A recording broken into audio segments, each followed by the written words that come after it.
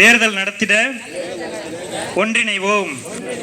இளம் வாக்காளர்களே, வாக்களியுங்கள், பெருமைப்படுங்கள்.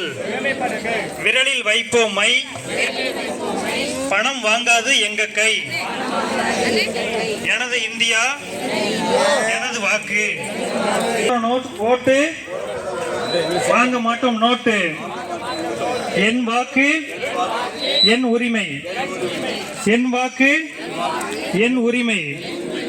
அர்த்தமுள்ள சுதந்திரத்தை அனுபவிக்க அனைவரும் வாக்களிப்போம்.